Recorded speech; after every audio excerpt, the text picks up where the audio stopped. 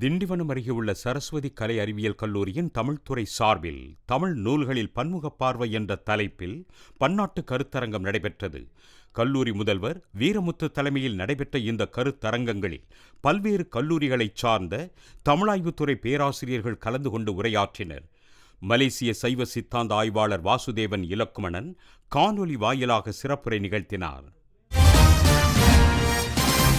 மயிலாடுதுறை காவேரி நகரில் கடந்த 18 ஆண்டுகளாக நடுவண் பாடத்திட்டம் என்று கூறி பாடம் நடத்தி வந்த பள்ளி ஒன்று மாநில கல்வி பாடத்திட்டத்தின் அனுமதியை மட்டுமே பெற்றிருப்பது அம்பலமாகியுள்ளது.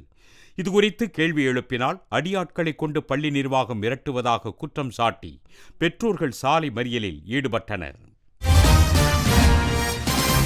தென்காசி மாவட்டம் செங்கோட்டையில் நேற்றிரவு பெய்த கனமழைக்கு தாக்கு பிடிக்க முடியாமல் ஆரியநல்லூர் அரசு தொடக்கப்பள்ளியின் மேற்கூரை இடிந்து விழுந்தது.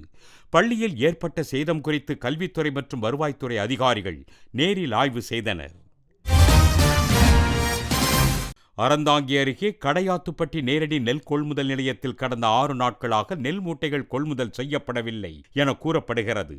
இதன் காரணமாக 100க்கும் மேற்பட்ட சுமையுந்துகளில் நெல் மூட்டைகள் தேக்கமடைந்துள்ளன. கொள்முதல் செய்யாததற்கு என்ன காரணம் என்பது குறித்து அதிகாரிகள் தெரிவிக்கவில்லை என விவசாயிகள் குற்றம் சாட்டியுள்ளனர். கொடைக்கானல் மலைச்சாலைகளில் கிளிரிசிடியா செபியம் வகை மரங்களில் மலர்கள் பூத்து குலுங்க தொடங்கியுள்ளன. ஹவாய் தீவுகளில் அதிக அளவில் காணப்படும் இந்த வகை பூக்கள் கொடைக்கானல் மலைச்சாலைகளிலும் காண முடிவதாக சுற்றுலா பயணிகள் மகிழ்ச்சி தெரிவித்துள்ளனர்.